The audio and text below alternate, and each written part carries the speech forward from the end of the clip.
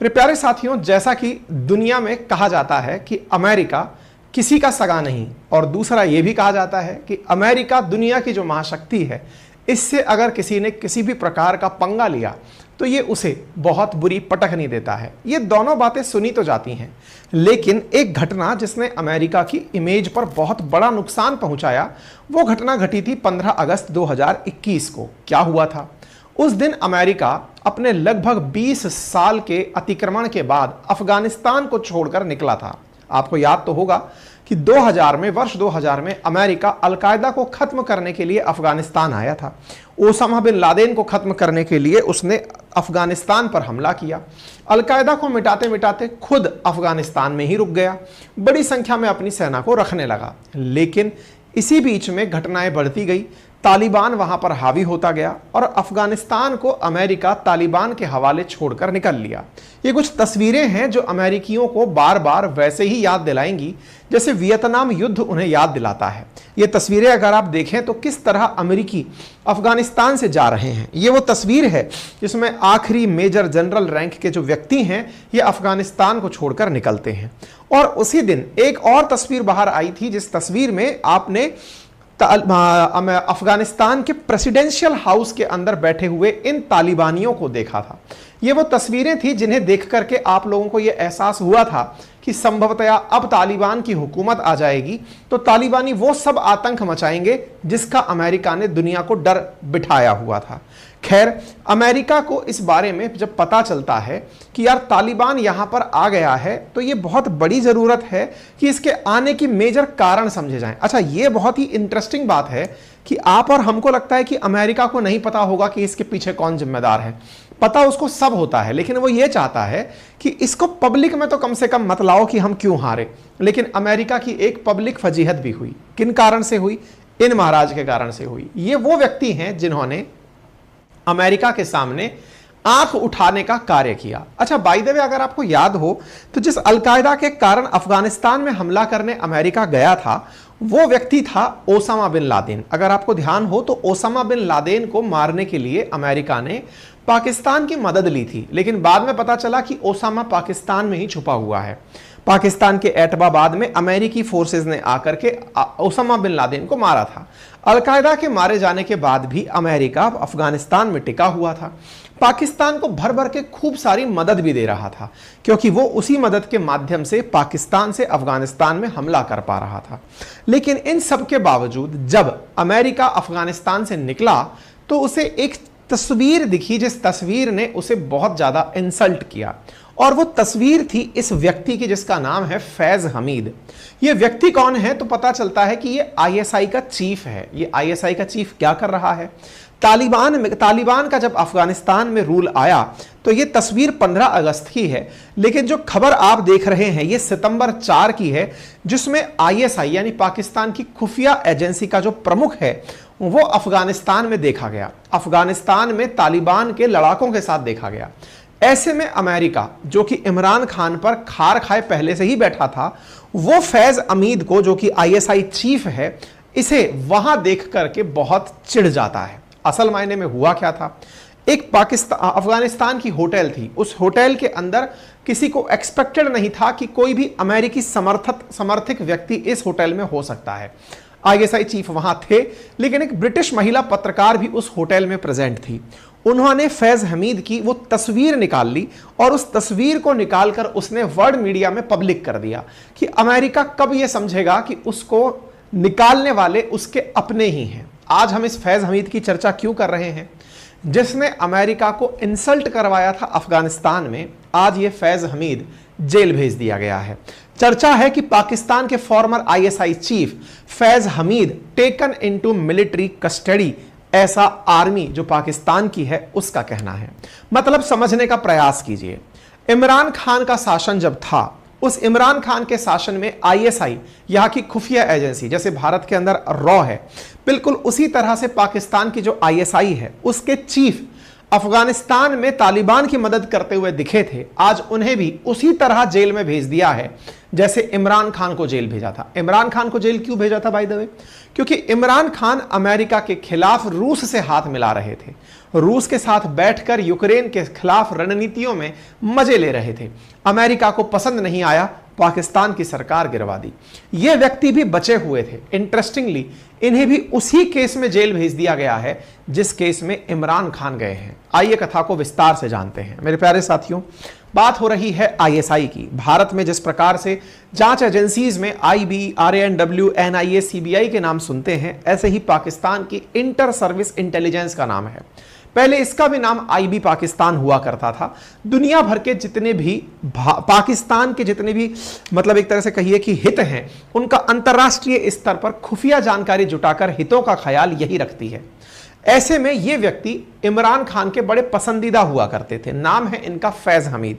ये असल में आर्मी के लेफ्टिनेंट जनरल रैंक के आदमी थे। मतलब ये समझिए कि सेना का लेफ्टिनेंट जनरल इनकी खुफिया एजेंसी का डीजी हुआ करता था। उस समय सेना के जनरल रैंक पर बैठे हुए थे बाजवा जनरल थे, उनके अधीनस्थ थे ये फैज हमीद। लेकिन इन्हें एक अलग डिपार्टमेंट दे दिया गया आईएसआई संभालने का, कि आप आईएसआई संभालिए।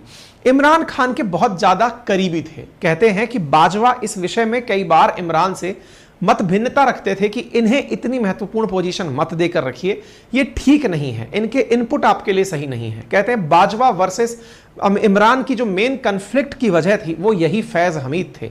यही वो फैज हमीद हैं जिन्होंने खुलेआम वो तस्वीर आने के बाद में अपने पद से इस्तीफा देने पर भी इनकार कर दिया था। बाजवा ने काफी ज्यादा प्रेशर क्रिएट किया, इमरान खान को समझाया कि इन्हें इनके पद से हटाइए। इमरान खान तब भी नहीं माने, इन्हें इनके पद पर बरकरार रखे।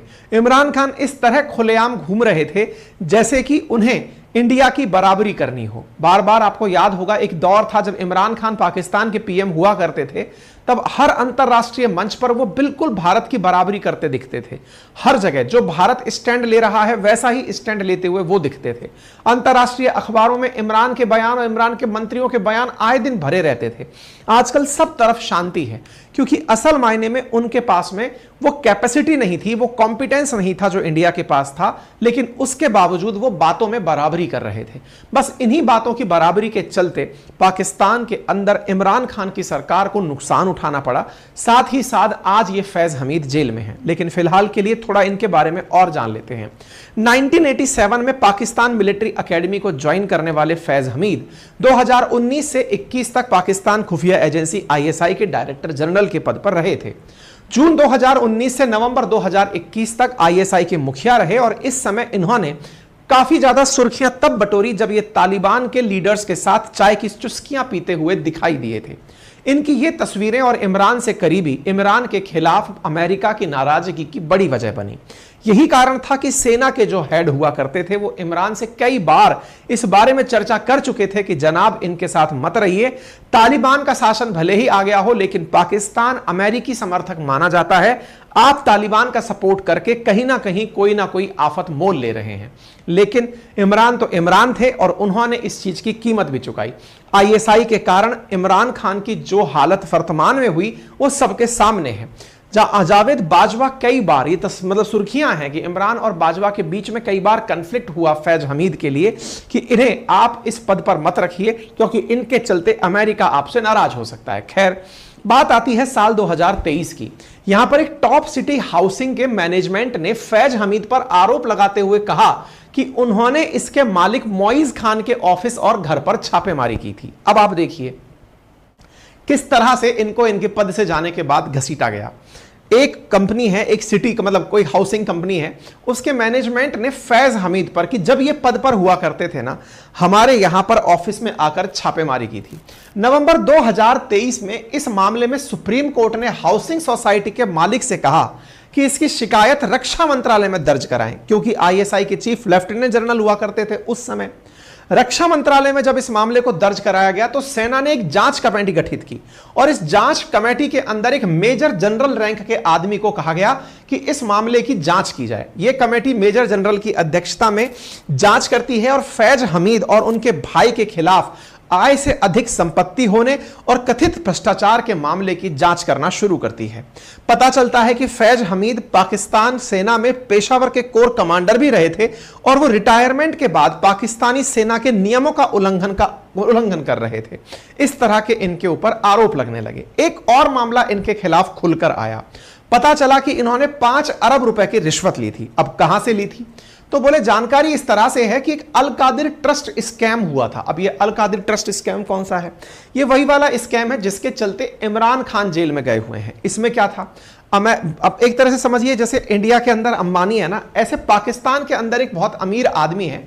उस अमीर आदमी ने अपने स्तर पर कोई जमीन बनाने के लिए दी थी, एक प्रकार से कॉलेज या यूनिवर्सिटी बनाने के लिए। उसका नाम था अल कादिर ट्रस्ट यूनिवर्सिटी।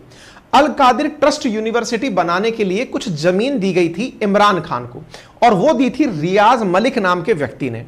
इमरान खान को जमीन ट्रस्ट के रूप में दी गई थी, लेकिन इमरान खान और उनकी बीवी ने उस जमीन को अपने नाम करा लिया। और इस काम को कराने में इन्होंने बहुत बड़ा रोल प्ले किया था। किन्होंने? जो ये फैज हमीद हैं, इनके द्वारा फैज हमीद जो आईएसआई के चीफ हैं, बकायदा इन्होंने इस पर्टिकुलर ट्रस्ट से 5 अरब रुपए भी लिए थे। अब ये रुपए किस कारण से लिए गए थे ये तो खैर यही जाने, लेकिन कुल मिलाकर ये जमीन इमरान खान खा गए और पैसा फैज हमीद खा गए, ऐसा आरोप लगा और सुप्रीम कोर्ट ने इनके खिलाफ जांच खुलवा दी। अब जांच खुली तो निश्चित ही था कि इनकी जांच में पीछे का जो मामला रहा वो तो चाय की चुस्की थी, लेकिन वर्तमान में तो यही कहा जा सकता है कि इनकी यही चाय अब तूफान ले आई है। और इसी तूफान के चलते फैज हमीद इनकी कोर्ट के द्वारा दिए आदेश में सेना के द्वारा अब कोर्ट मार्शल पा रहे हैं। मतलब आप ये समझिए कि सेरेना होटल में जो ये चाय पी रहे थे वो अमेरिका को एक प्रकार की चुनौती देने के समान था, और उस समय अमेरिका ने कहा भी था कि इसके गंभीर नतीजे भुगतने होंगे, और वो नतीजे अब सबके सामने हैं। कहते हैं कि परिणाम ये निकल कर आया कि हमीद पर लगे केस के चलते अब इनकी जांच की जा रही है और जांच करके इनका कोर्ट मार्शल किया जा रहा है। कोर्ट मार्शल के तहत इनके जितने भी सेना की तमगियां हैं संभवतः वो सब छीन ली जाएंगी, और इन्हें हो सकता है कि एक लंबे समय के लिए पेनल्टी के रूप में सजा भी सुना दी जाए। अब देखना होगा कि फैज हमीद और इमरान खान के खिलाफ अमेरिका कहां तक जाता है। फिलहाल के लिए तो अमेरिका के प्रभाव के चलते इमरान खान लंबे समय से जेल में है, उनकी वाइफ जेल में है, उनके सांसद इधर उधर भागे फिर रहे हैं, पार्टी की मान्यता खत्म है, सरकार पाकिस्तान की आराम से चल रही है। बाकी किस तरह से और पाकिस्तान को खत्म करने के लिए इमरान के खिलाफ क्या रणनीति बनती है, ये जैसे भी अपडेट्स होंगे मैं आप लोगों तक अवगत कराऊंगा। फिलहाल के लिए इतना ही। जानकारी पसंद आई हो तो साथियों के साथ साझा करें। चैनल